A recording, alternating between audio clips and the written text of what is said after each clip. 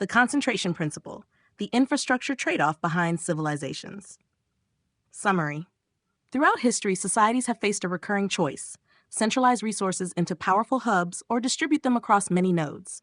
Financial centers, marketplaces, airports, gold exchanges, and AI clusters grow stronger through concentration, driven by network effects and economies of scale. Energy systems, manufacturing capacity, supply chains, and critical resources gain strength through redundancy and geographic dispersion. Civilizations rise or fall not by choosing concentration or resilience, but by correctly identifying which infrastructure requires which approach. Part 1 of 2. Section 1. The Infrastructure Allocation Problem. Most economic debates eventually reduce to the same question: should we centralize or decentralize? Global or local? Efficiency or resilience? These debates often assume one side must be universally correct. History shows otherwise. The most successful civilizations were rarely those that centralized everything or decentralized everything. They excelled at matching the right organizational model to the right system. Financial activity, for example, naturally concentrates. Liquidity attracts liquidity, talent attracts talent, and information attracts information.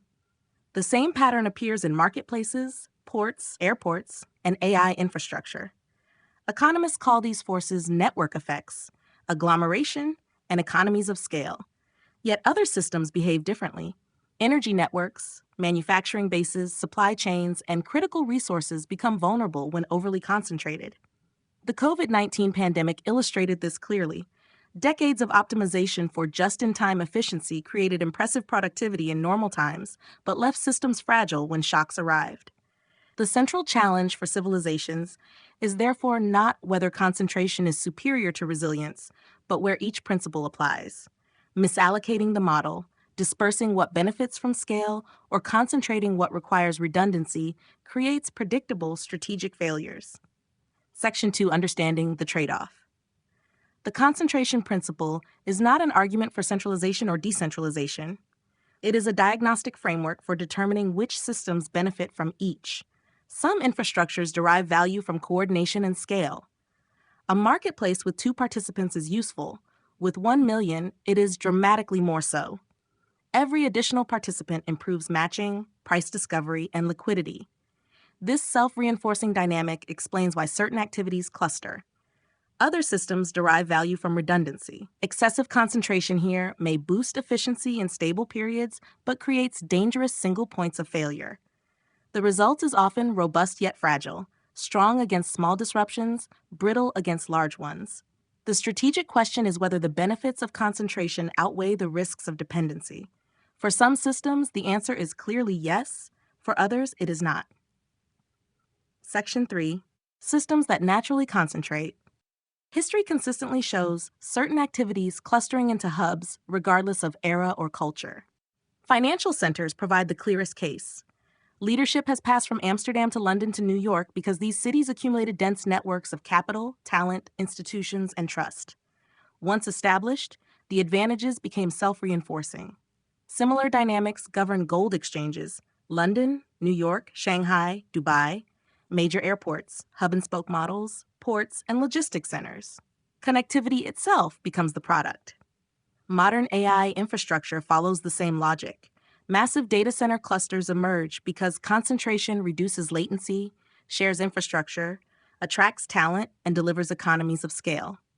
Northern Virginia's dominance in the global data center electricity demand, approximately 415 TWh in 2024, projected to more than double by 2030, illustrate both the power and the dependency these hubs create.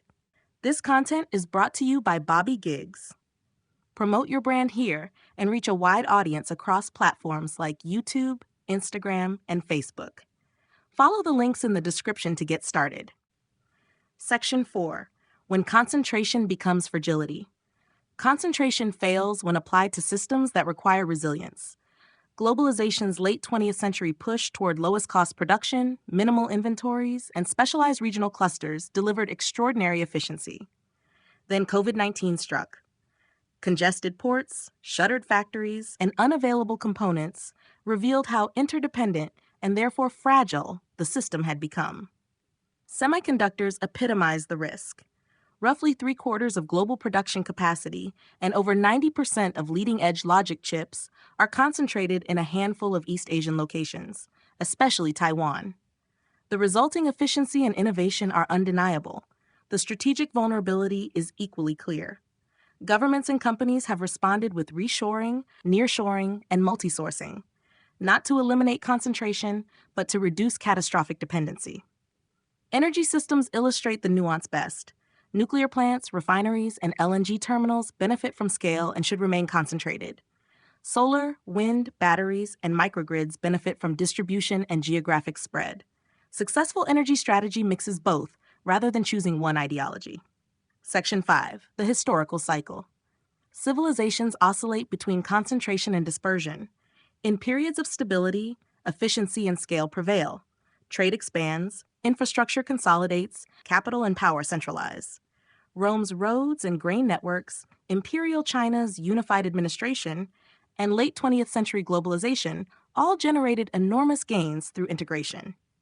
Yet the larger and more efficient the system becomes, the more critical its central nodes. When those nodes weaken, disruption spreads rapidly. Responses typically include decentralization, localization, and redundancy. Feudal Europe after Rome, Greek city-states, or post-COVID supply chain diversification. Neither model is permanently superior. Centralized systems excel at coordination and mobilization. Decentralized systems excel at adaptability and containing failure. The oscillation itself appears to be a recurring feature of complex societies. Section 6. The civilizational framework. The concentration principle offers a practical lens. Ask 4 diagnostic questions. Does the asset become significantly more valuable as participation increases? Would failure at a single node create widespread consequences? Are the benefits primarily informational and coordination-based or physical? What is the cost of disruption? Systems such as financial markets, marketplaces, airports, and AI compute clusters score high on coordination value and can safely concentrate. Food systems, energy resilience, manufacturing capacity, supply chains, and critical resources score high on interruption risk and require redundancy. The future of AI, for instance, may need concentrated compute and diversified energy. Semiconductor strategy may combine specialized hubs with distributed capacity. Finance may remain concentrated while supply chains become more redundant. Civilizations do not succeed by choosing concentration or resilience once and for all. They succeed by continuously allocating infrastructure correctly, concentrating what scales, distributing what breaks.